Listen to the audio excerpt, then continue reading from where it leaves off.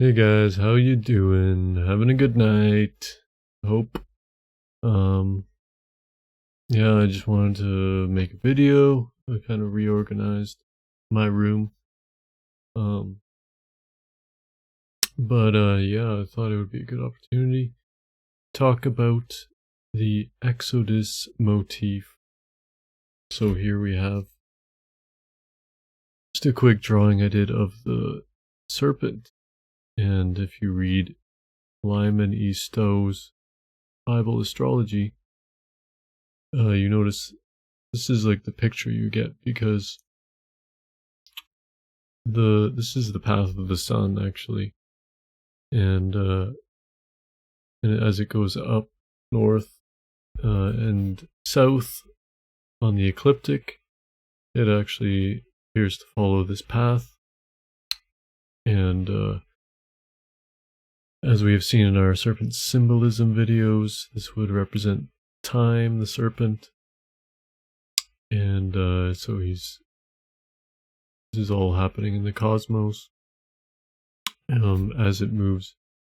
At the beginning here, it starts and it moves north to the summer solstice, and then it falls down past fall equinox in September, and then it falls down farther to the shortest days of the year in the wet months. That's December 25th is Christmas. Then it comes back up to this vernal equinox. Equinox means equal night, so the days equal the night length. This is favorite spots of the sun. Then it keeps going up to summer solstice again, and then the whole cycle repeats. And basically, this would be like in the cosmic great year. Basically, Lyman E. Stowe says in the Bible Astrology that this precessional cycle contains basically these two great generations, and so it goes around twice. And precession, of course, goes backwards. But again, you can split the zodiac into two for the summer and winter months, right? A few days ago, it was midsummer, so we passed the peak. The days are the warmest. You can notice people are happier. People are celebrating their graduation. In Sweden, they have midsummer celebration where they actually have the cross with the circles. So it's all in the symbolism. And then that line is kind of like the horizon, but it's like in the Egyptian mind is like I guess in the Israelite mind is like this. It's where the sun sets on the sea, so it actually falls down into the primordial sea on the ancient sort of flat Earth cosmology, and it appears to go under the underworld of chaos, and water is like chaos or the emotions. And so that's the sun's annual path. And of course, the Bible says the earth's foundations are fixed, so the earth was not going to be moving. So this is the cosmic serpent that makes time move forward, the Lord of Time, like Kronos in the Greek mythology, or Saturn. So you have the Star of David, which is sort of the symbol of Saturn, and you can see that is a Jewish symbol, Star of David, right, which is the Christ. So in a sense, this serpent is the Christ again. But I wanted to explain specifically the Exodus motif and how it follows this sort of mythological archetype, which is based on the ancient cosmology. Over here, in the story of Exodus, right? First of all, you have Moses' whole life takes place before this. And so this is actually the point where they're getting ready to exit out of Egypt. And so they're still in Egypt at this first point. So I'm just going to call this Egypt. Right, this is terms of like the festivals, right? And here you have like the Passover festival. That's the first time the lamb is put on the door frames. Right, so you have the lamb, and he's put on the blood of the lamb is put on the door frames after night in the evening. So that signifies the end, and then the death of the lamb signifies like the end of an age. That's the end of this point, and then it follows, and then the pharaoh is upset, and like after all these plagues, the orderly Egyptian empire, which has the opposite, which is the slaves, which is this like part you don't see down here. This isn't obvious to the Egyptians who are up here. And then they fall down into, right, what happens? The Israelites, right, on the annual cycle, all 12 signs of the zodiac, or 12 tribes of Israel, are constantly rotating every single day clockwise. So all of them technically go through here, and they're constantly moving every day. Every 24 hours it goes, because you can do this on a daily cycle as well. Every day goes over and under, day and night, right? So here they go through the dark night of the soul, or you could call it the Red Sea, or it's also been called the Reed Sea if you look at the language. The Reed Sea. The real field of reeds was the Egyptian heaven, right? Reed or red. I think reed would be maybe a little bit more accurate from what I have read. And right, they're going through the Red Sea. This sea has been divided for the Israelites by God, or the staff of Moses. Right, and Moses, who's Moses? So the slaying of the lamb is in procession. This lamb actually, you consider procession. Where was this lamb? The lamb might have actually been down here, and this could have been Taurus, which was the bull in the golden bull story. We know that's all part of the Exodus story as well. And so the lamb being slain represents like the beginning of this new age. And what happens when the lamb is slain on that Passover in Exodus 12? And all the gods of Egypt have been judged. So it's almost like all down here is all the gods, or the false gods, which would represent the night. They would exist in this realm, or the underworld, which is parallel in Gnosticism to the physical world. Is like hell. So the false gods are judged. And when are they judged? Well, it's on Passover. Well, Passover takes place at this point on the zodiac. So this is where the false gods have been judged. And so the sun rises after the false gods have been judged. So then it gets interesting, right? And we see some of this language in the like Isaiah, with no mighty ships shall sail the sea. And that's the same way like in the Egyptian religion. The sun gods ride in this boat on the seas, or like the Noah story again is this the righteous of God, right? Noah means rest. So he rides over the storm and he's resting, or he has faith, I guess, as a symbol of rest. And he rises high above the earth, right?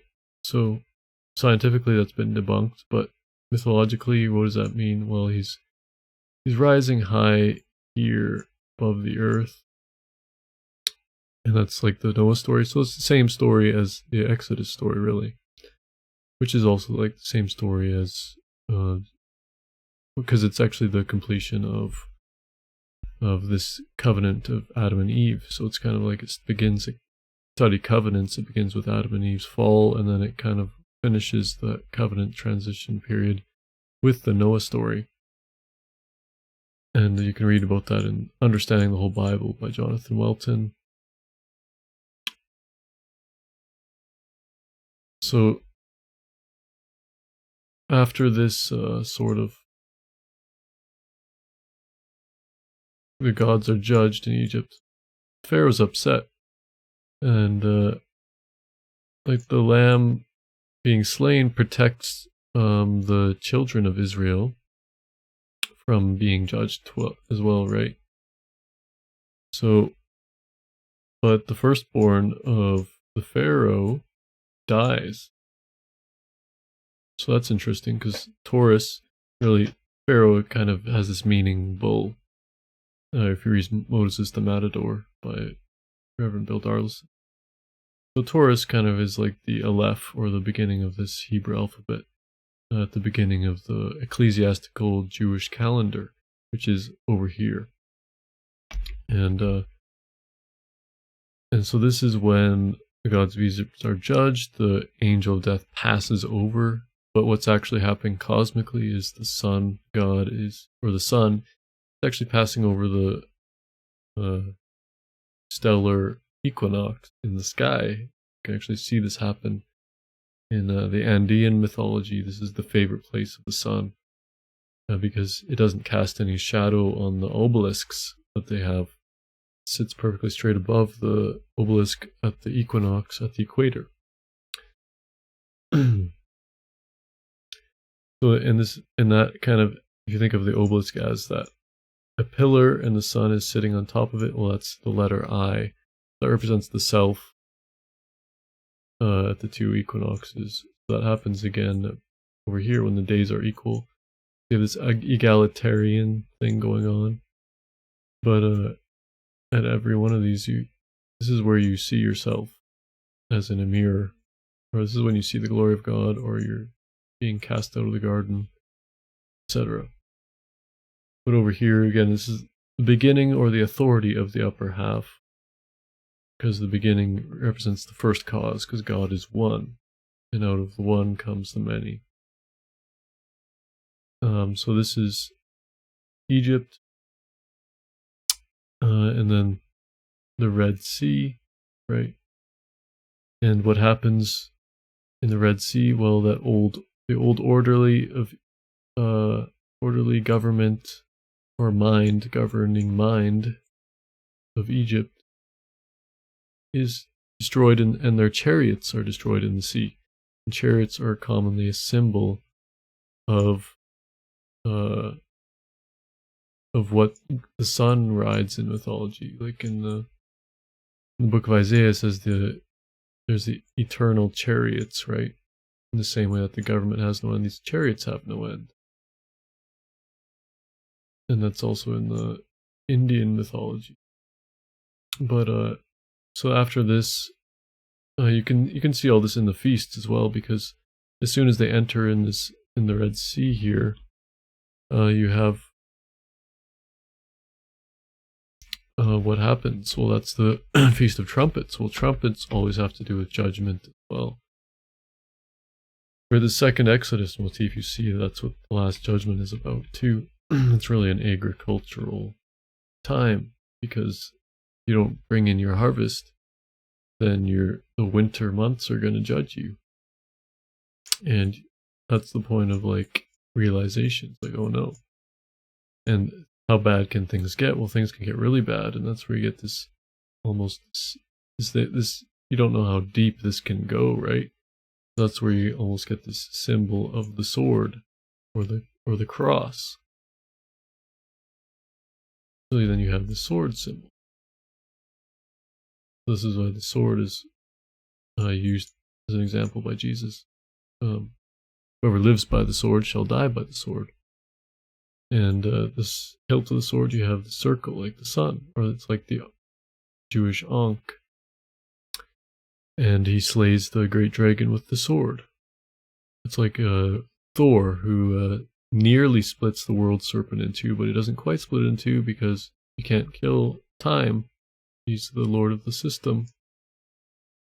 And he's a snake.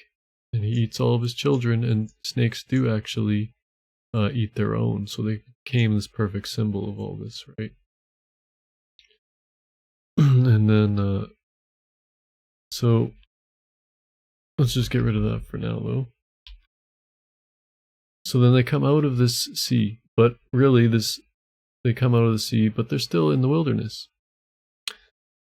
So they're in this wilderness for 40 years. And, this whole kind of midsection of the serpent is still sort of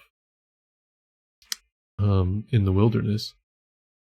So they're in the wilderness for 40 days. Well, right, you have the 40 days, which is represented here, 40 days till harvest, between the feasts.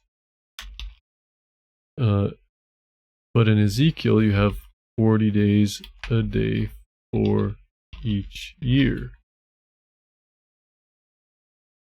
So you can read that in the beginning of, I think it's Ezekiel chapter 4. So this is in prophecy, a day is represented a year.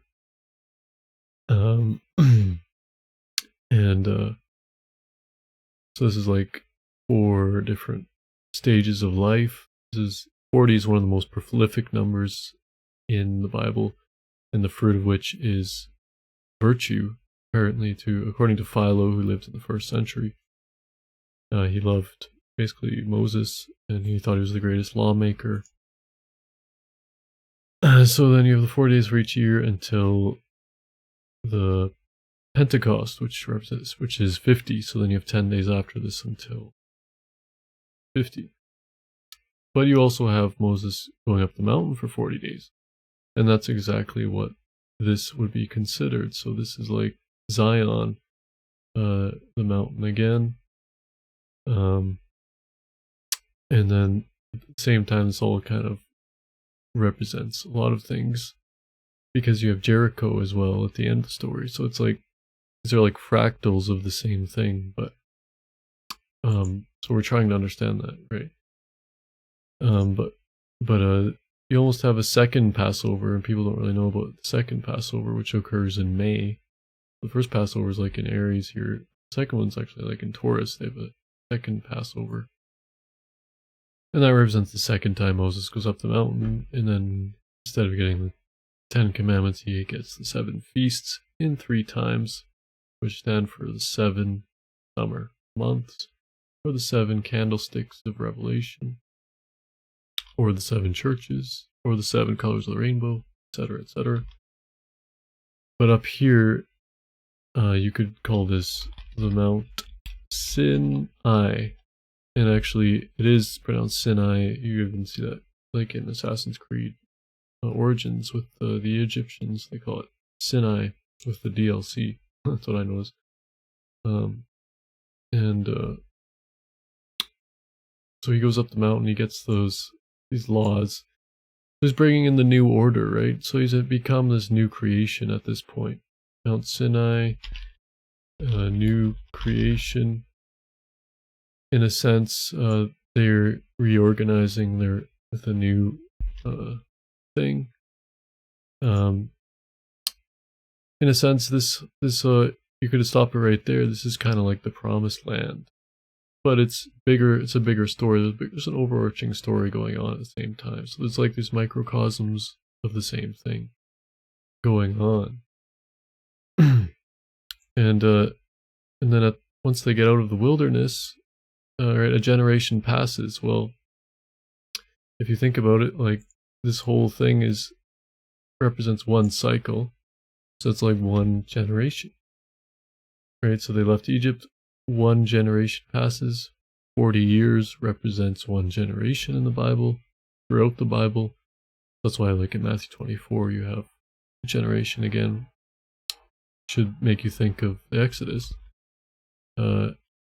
Which is a time statement, and it represents the human lifespan, and like making these things. Anyway, sorry.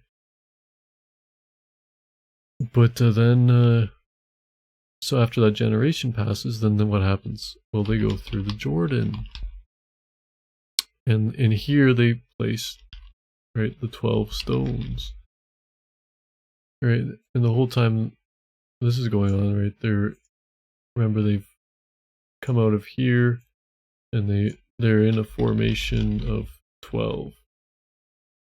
So it's almost like, okay, you don't notice this number 12 until as much until you get into the second half of this cycle, right? So this is where they've organized themselves more. They've gone from the old man, or the old self, to the new self, right? So you can split that in two again that way.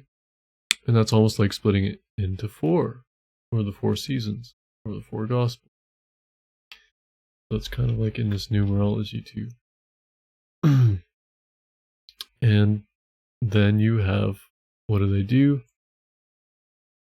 Well, it actually keeps going, right? It doesn't stop. But there's a city that falls, right? If you think of this as like a city, there's the lower city and the upper city, as in Galatians. Well, what city falls here? Well, this city in this story is Jericho. So this C kind of represents Jericho, and they dance around it 7 times. They blow their trumpets, right? So, but it's, I wouldn't next place it there. The Jericho we have that's gonna go on here is actually, right? They dance around it 7 times, representing the 7 summer months, the 7 new candlesticks. They blow it on the 7th feast. They blow the trumpets. And Jericho falls. And they actually sent in their 2 spies. Well, what were the 2 spies? Well, that could be Gemini, or with the twins. Right? The prostitute lets down her red scarf, which represents the fire. And they meet with the small family there. The family gets saved, which is the family of God. And then Jericho falls. It's kind of like in the book of Revelation, you have Babylon is falling, or like Babylon becomes proud up here. God divides up their language, and then they fall. Right. But after all this, right, they've already actually entered the promised land. Where? Here. They've actually come out of the Jordan. And God always says, I led you out like on the wings of an eagle. Well, there's a little sign of the zodiac right here, Scorpio, which was known as the eagle. Right. So he's led them out. And that's like in the Song of Moses as well. He's now led them out of the Jordan. He's led them out of the wilderness of chaos, where they've had to grown up because they were ignorant. It took them longer than expected, because they weren't as humble as they should have been. But guess what? Everything has a time. Like in Ecclesiastes, there's a time for everything. Or it's like the prodigal son who goes away from his father's house, but then he returns to a sort of promised land, and God receives him. Actually in Revelation it says Christ was crucified in Egypt, right? So it's like this whole Egyptian thing there. It's almost like a return to Egypt. And so that's where a lot of this Christ in Egypt stuff comes in. But Jericho falls in the same way at the end of the book of Revelation after the 1st century exit. Okay, we can talk about the 1st century one now. Jericho falls. It ends with Jericho falling, right? As they enter the promised land. And so I'm guessing like the Romans probably understood all this, right? They studied typology, and they basically had done this before, where they would dominate a religion or a foreign religion with a new one. And so it's interesting. So let's just draw it again quickly. Actually, we can just hold Control Z and undo all this. Or can we? I can't really undo much of it, so that's okay. I can just do what I did before. Pretty easy to draw this. Just do 4 little circles, whatever size.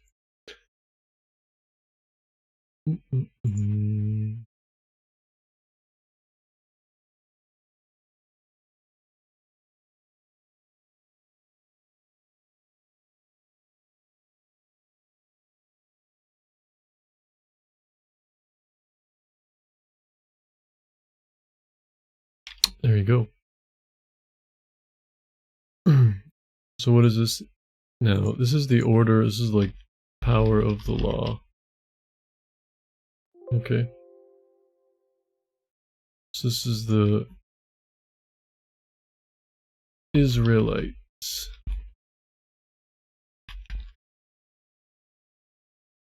Now instead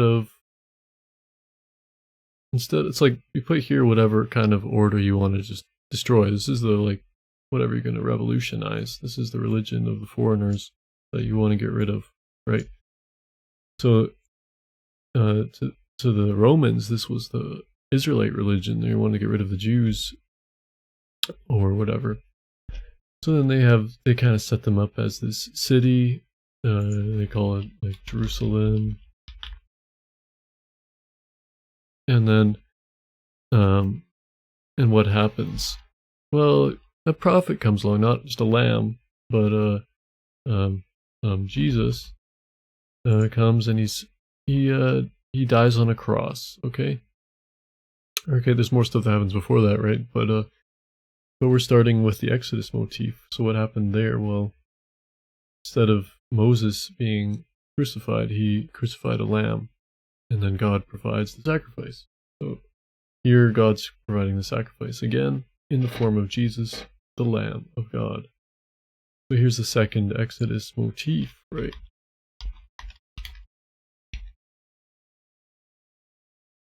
And then what happens? All these feasts occur. 40 days after his resurrection, Jesus ascends into heaven, where you have the twins, which are in Acts chapter 1, the 2 angels, which are Gemini, Castor and Pollux. And in the whole book of Acts is kind of this mythology, or it's common ancient fiction, as Richard Carrier has said, who has peer-reviewed books now. And again, this is all the cosmic serpent. And we're just talking about the Exodus in terms of the cosmic serpent now. It's all connected. It's the Sumerian Yao or Yahweh. But this is where the cross is. This is the cross between heaven and earth. Actually, the NASA symbol for earth is basically that. And that's basically what's going on there. But it's also like the Egyptian Ankh, which is basically the same symbol, but they have the sun there, which makes it a little bit more obvious. Which is good. We would like to do that. And you think of this as water. And you place all the feasts on here you need to. Okay. And then what happens next? What's happening over here, right? Well, after Jesus ascends into heaven, the tongues of fire come upon them. But then we have the persecution of the church. So they go through,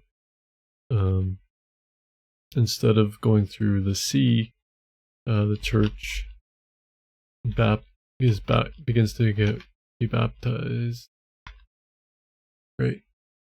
And the doctrines, the elementary teachings of Christ. Right, this isn't the periodic table. This is like the elements of this is the veil of. This is the veil of the temple.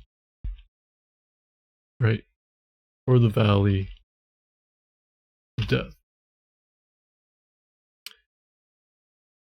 Because you're dying, or in like Colossians it says, as you're crucified with Christ, and into his baptism. You're baptized with Christ through the cross, etc.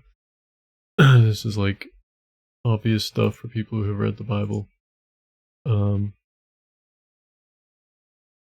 as that happens, so this is like the spread of the gospel throughout the whole world.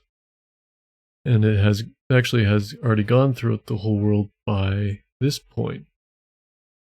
Right, the old self has heard it.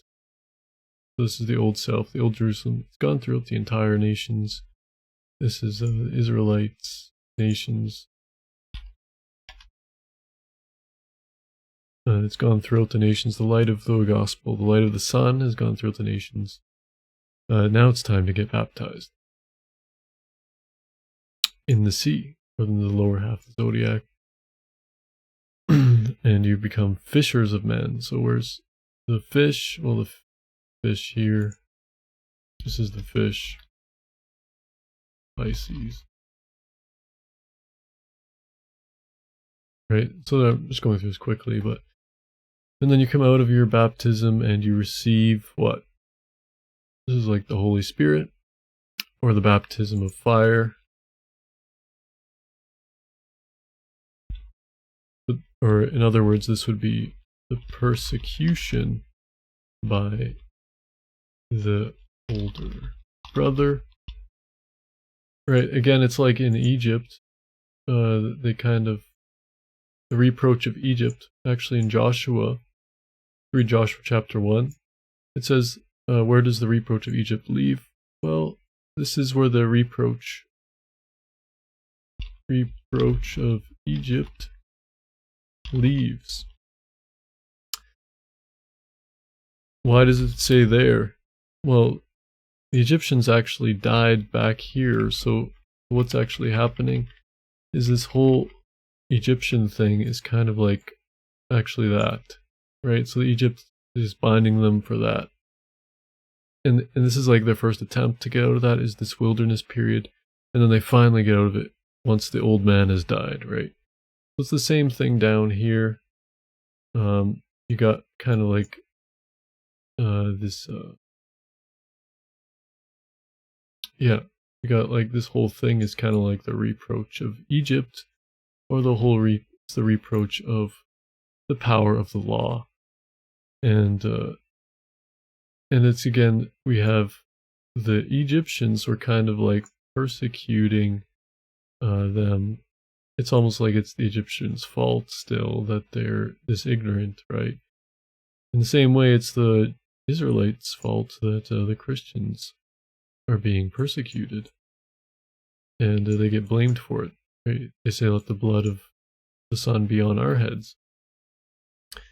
And that's, again, this is like the Lamb of God would be the blood, etc., etc., etc. So, and that's where audience relevance comes into play, because who's actually being persecuted in the New Testament? It says us in the second coming of Christ, or the presence of Christ. The word coming is parousia, which means presence. What would be the second parousia? Well, during this time, they're waiting for the final outcome. They're waiting for this head of the body to show up again, which is the new Lamb of God, the parousia, second coming. So this would be the new coming of Christ.